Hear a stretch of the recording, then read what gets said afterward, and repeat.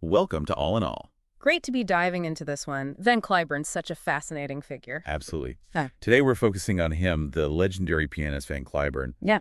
and the incredible competition that carries his name. Right, the Van Cliburn International Piano Competition.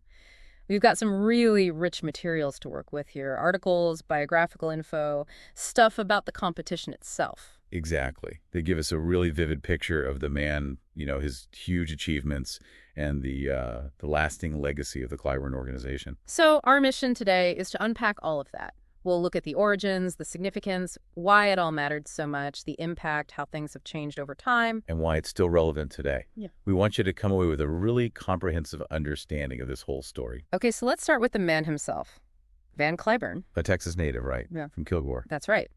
And interestingly, his first teacher was his mother, Rildia B. Cliburn. And she had quite the background herself, didn't she? I read she studied with someone who learned from a pupil of Franz Liszt. Yeah, get this talk about a direct musical line. It's pretty amazing. So that foundation, and then Gilliard later on. Mm-hmm. Studied with the great Rosina Levin.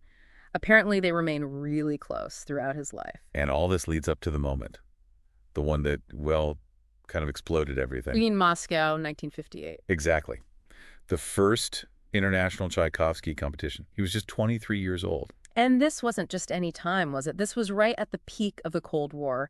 Intense friction between the U.S. and the Soviet Union. And then this young American pianist goes over there and wins. The reaction must have been something else. Oh, it was seismic. Absolutely seismic. He wasn't just a winner. He became an instant hero, an icon, really, on both sides. And back home, that ticker tape parade in New York City, for a classical musician. Unprecedented. It just shows the scale of his impact. He became this huge international figure almost overnight. It really makes you think about the timing, the context. His importance went way beyond just playing the piano brilliantly. Definitely. Leaders in both countries saw him as this kind of unexpected ambassador for American culture. His music somehow managed to cut through all the political tension, didn't it?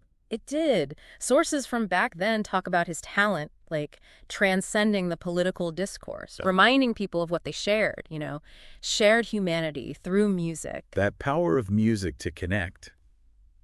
It seems like a recurring theme with him. Absolutely. And when you dig into Cliburn the person, some interesting things emerge. He's described as having this real humanitarian spirit. But also apparently quite a bit of performance anxiety. Yeah, reportedly quite significant anxiety. Some friends thought it was because he felt this immense pressure to serve the audience perfectly, maybe feeling the weight of that Moscow win and everything that followed. That's an interesting perspective. Like, it wasn't just about the notes. Exactly. One friend said something really insightful, that maybe the piano itself wasn't the most important thing to Van. It was the tool, the means. To connect with people. Right. He lived for those moments of reaching out through music and having the audience reach back.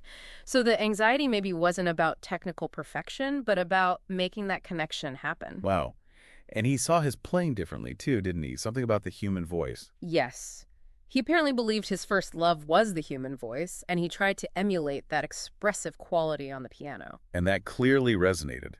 You mentioned Olga Kern finding his recordings of Russian music new and fresh. Yeah, a Russian pianist herself, a later Cliburn winner, hearing something completely unique in his interpretations. It speaks volumes. And despite all this fame, this adulation, he seems to have stayed remarkably humble. Incredibly so. There's that story about him going back to Moscow years later and genuinely asking friends, do you think they'll remember me? That's quite touching, isn't it? Of course they remembered. Of course. And that enduring impact was recognized officially later on. The Presidential Medal of Freedom in 2003. And also the Order of Friendship from the Russian Federation in 2004, which is quite something given the history. What really strikes me, though, is his reaction to those honors. Right. He said the most thrilling part was that they honored classical music itself. He saw himself as just a witness, a messenger for the music. Believing passionately that music was vital for minds, for attitudes, for values, across generations. So his legacy isn't just about 1958. It's about this deep, lifelong belief in music's power. Which brings us perfectly to the competition established in his name.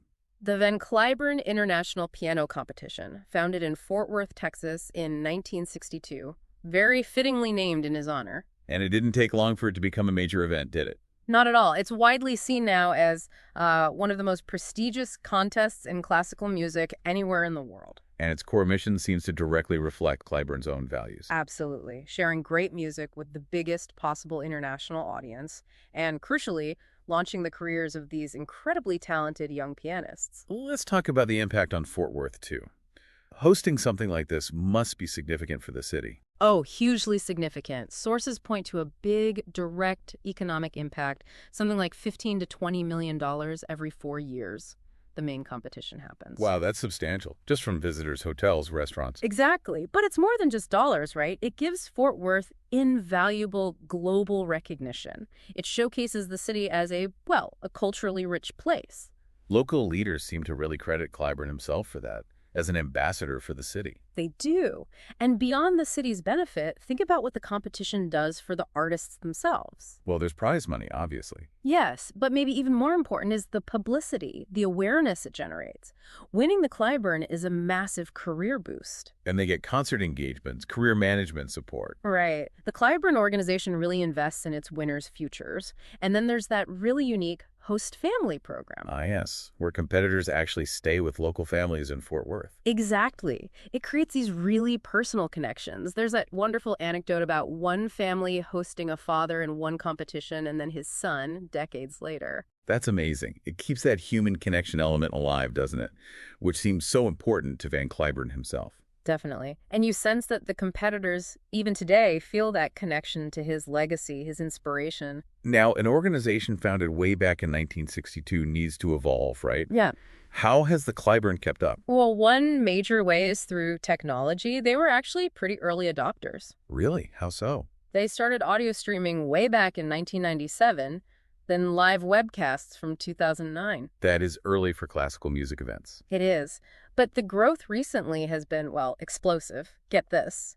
The 2022 competition had something like 60 million views. 60 million. Yeah, across 177 countries. The reach is just staggering now. And they partner with platforms like Carnegie Hall Plus to extend it even further. That's incredible global exposure. Have they evolved in other ways, too, beyond the digital side? Oh, yeah. They've expanded their artistic programming quite a bit. It's not just the main competition every 4 years anymore. What else do they do? Well, there's the amateur competition, which I find fascinating. It's for pianists age 35 up into their 70s, people with whole other careers, doctors. I think even a race car designer competed. No way. That's fantastic. Keeping music alive for passionate amateurs. Exactly. And then in 2015, they launched the junior competition for younger pianists. So engaging talent earlier, keeping the brand active? Right. Strategic goals. It also helps the staff team stay sharp, work together between the big quadrennial events. And what about new music? Is that part of the competition? Very much so. They commission a new piece for every main competition. It's a big commitment. Who have they commissioned from? Any big names? Oh, definitely. Huh. In the past, people like Aaron Copland, Leonard Bernstein, more recently, Sir Stephen Hugh for 2022, and for 2025, it's Gabriela Montero. Yeah, top composers. So competitors have to learn and perform a brand new work. They do. Though sources note that most of their repertoire is still the standard classical canon, they do incorporate other modern or contemporary pieces too. And speaking of 2025, the competition is actually happening right now, isn't it? It is. Runs May 24th to June 7th, 2025 in Fort Worth. They've just narrowed it down from the quarterfinals. What's next for the competitors? Semifinals are coming up, challenging solo recitals and Mozart concertos with the Fort Worth Symphony. The level must be incredibly high. Tough job for the judges. Immensely tough. The talent pool is just exceptional year after year. You know, all this work, the competition, the outreach, it really connects to bigger ideas about music's place in society, doesn't it? It really does. Take their Cliburn in the Classroom program. Tell me about that. What does it involve? They bring interactive concerts, a virtuoso pianist, a Steinway piano right into elementary schools, targeting 2nd to 4th graders. That sounds brilliant. Just exposing kids to live classical music. Yes, but they also connect it to other subjects, STEAM, history, art. They talk about using music as a kind of superpower for connection, which ties right back to Van Cliburn's own ideas. It absolutely does. And it brings us back to that theme of cultural diplomacy that was so huge at the start of his career. Exactly. The idea of music as an ambassador for peace, using art to build bridges, foster understanding, especially when, official channels are frosty. And an event like the Cliburn just by its nature, bringing together competitors, judges, host families, audiences from all over the world. It is cultural exchange in action. It creates those person-to-person connections. Now, history shows that art used purely for political ends maybe isn't always effective. Right. It's nuanced. Heavy-handed propaganda rarely works as well as genuine, good-natured sharing, but the core principle holds. Music might not solve global conflicts. No, probably not directly, but it can definitely open doors, start conversations, remind people of common ground, just like Cliburn himself did so powerfully back in '58. And it all comes back to his own conviction, doesn't it? That deep belief in honoring classical music itself. Yes, and its potential to shape minds, attitudes, values for generation after generation. The competition really seems to carry that torch forward, proving the enduring power of that one moment and the man who created it. It's quite a legacy. So here's something for you to think about. How can a single performance happening during a time of really intense global tension spark a legacy that decades on continues to connect people across continents, across cultures, across generations, all through the lasting universal power of music? Something to ponder. Thanks for listening to All in All.